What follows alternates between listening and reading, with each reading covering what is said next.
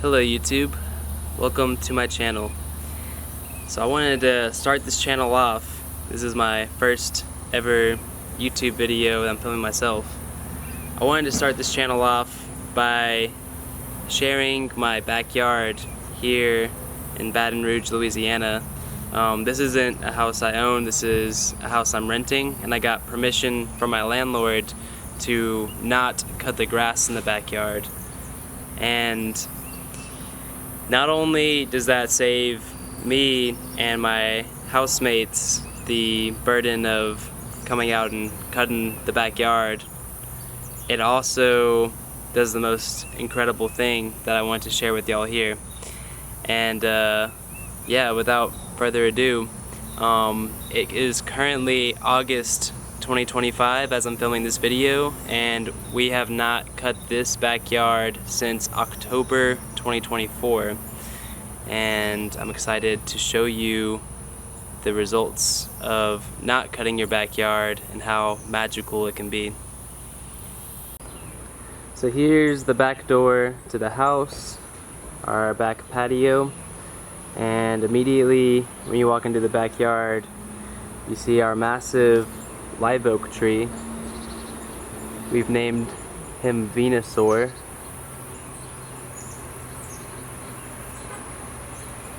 And Venusaur provides incredible habitat for all kinds of insects and birds, and I've even seen squirrels and raccoons living up there before.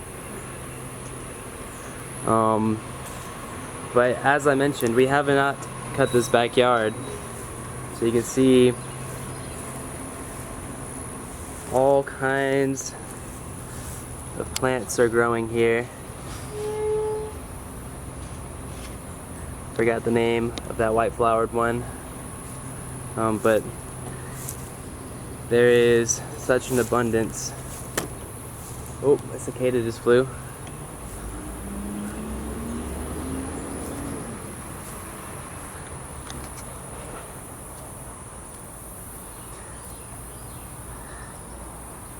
And one of the coolest features is you have our massive live oak tree here, and underneath the live oak you'll notice all of these. Let me get them in focus. You see the cool work of some leaf miners, but this is a native nightshade. And I'll show you the flower here. There's the flower. And it produces berries. As you can see right here, this is what the birds are eating. We've seen mockingbirds come and eat these berries. And you'll notice that these nightshades are only underneath the live oak because the birds will be up in the branches of the live oak and then poop out the berries, and then all the nightshades are just growing either directly underneath our live oak or along the drip line of the roof right here. So the branches go over the roof, and if a bird's up there and poops out a berry, then the seed runs off the roof, and then you see that all of these nightshades are growing directly on under either the drip line of the roof or directly underneath the live oak branches.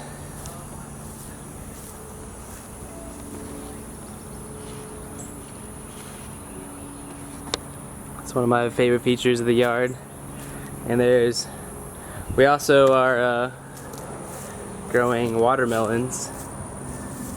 That's what these yellow flowers are. Super excited for them to fruit.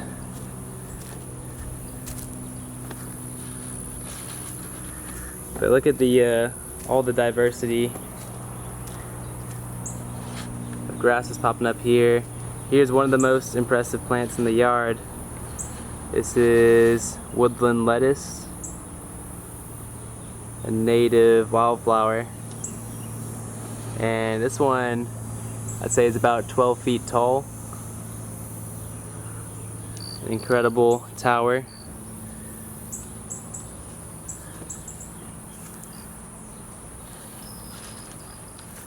We have Virginia creeper climbing up the live oak. Here's some more of that native nightshade with a leaf-footed bug on them.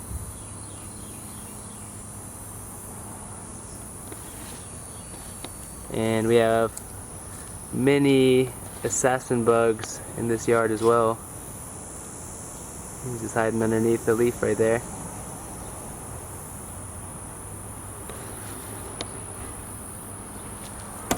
And then underneath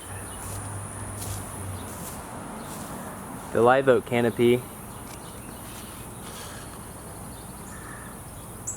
we have not a lawn of normal grass, but this species, I think it's called basket grass.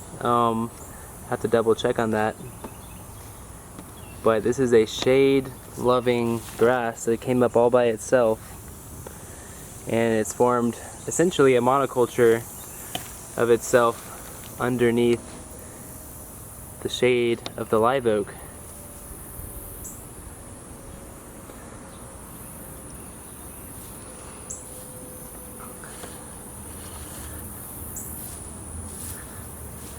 But to talk about, I want to definitely show you all these ones too.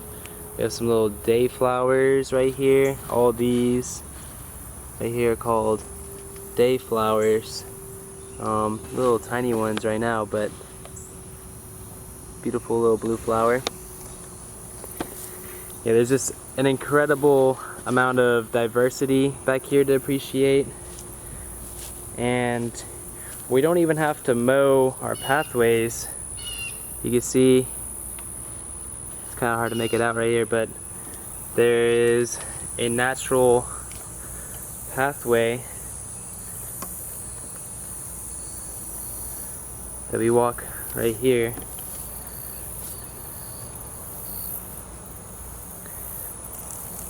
Oh, here's a cicada. Swear. Do some journaling in the sun.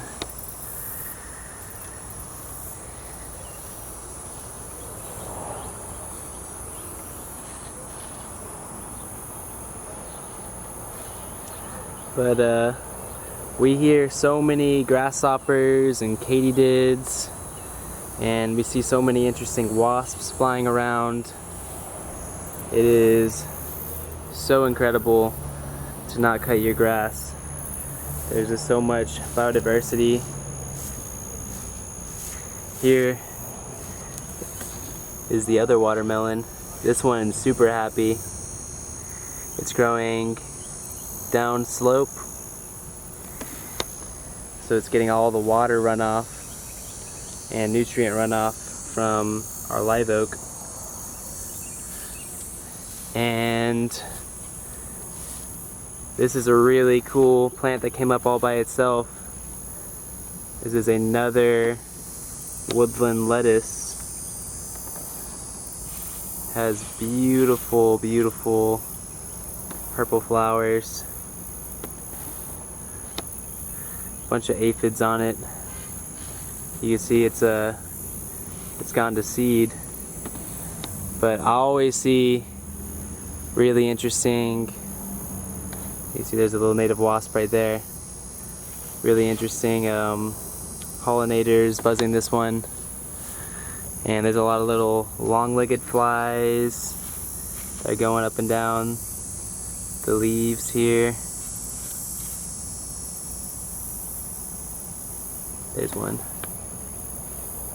Beautiful, beautiful little flies. And I've seen plenty of ladybugs too, because let's show real quick. There's all these little red aphids on the stems sucking sap.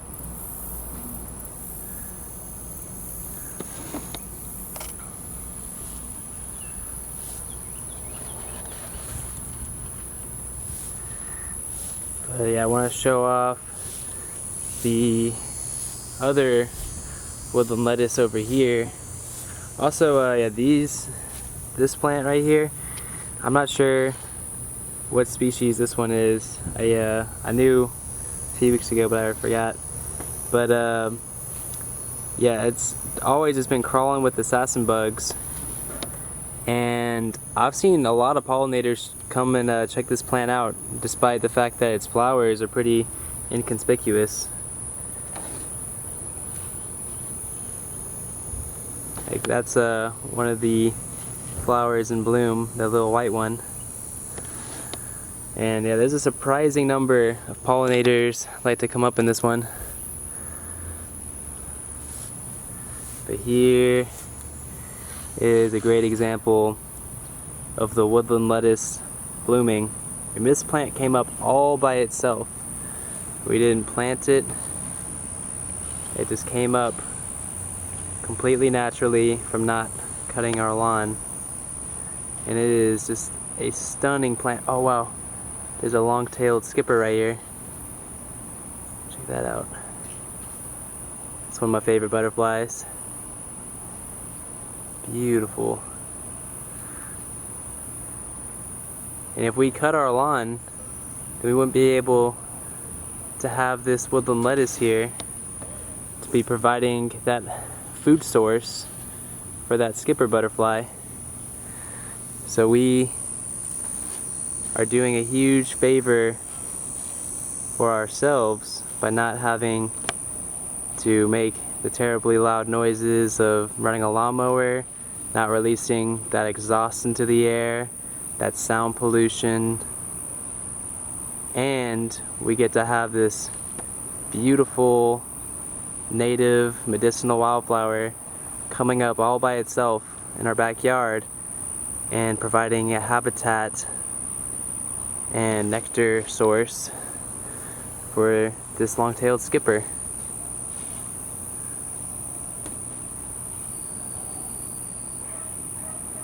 Beautiful.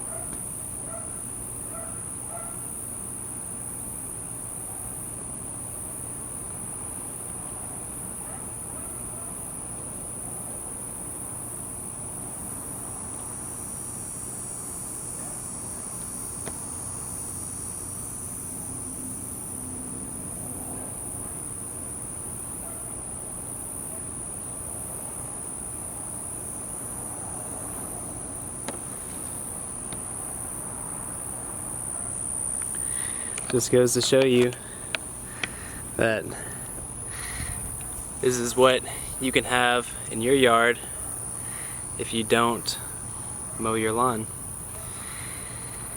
You can have an incredible diversity of insects, and one other last point that I wanted to touch on is the heat of the ground. So it's been a hot summer here in South Louisiana, and when you mow, what you're doing is you're removing all this upper material of grass that is providing shade for that lower layer of soil.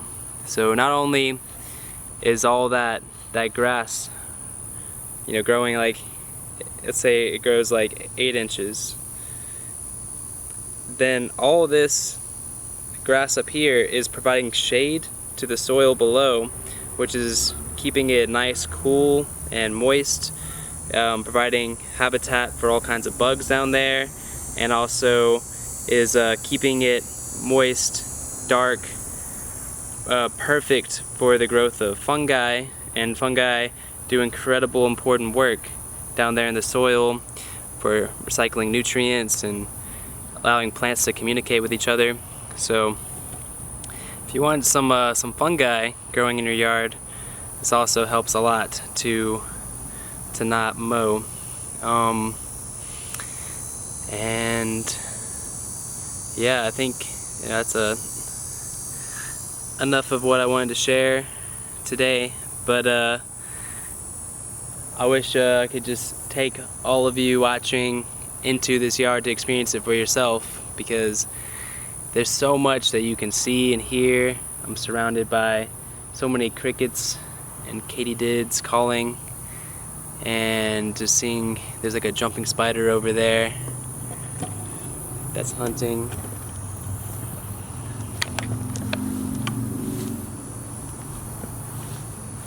There's just so many interesting things to appreciate. Check out that jumping spider. Wow. Oh, he's like waving to the camera.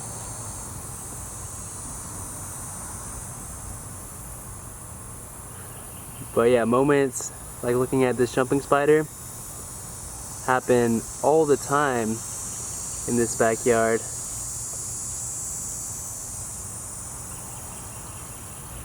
Because there's so much diversity to see and appreciate back here. That is a gorgeous jumping spider.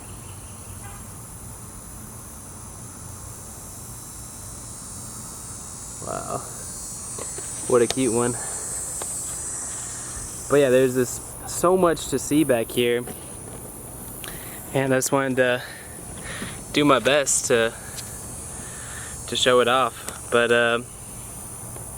yeah, it's good to make a YouTube video, and I'll definitely see y'all next time.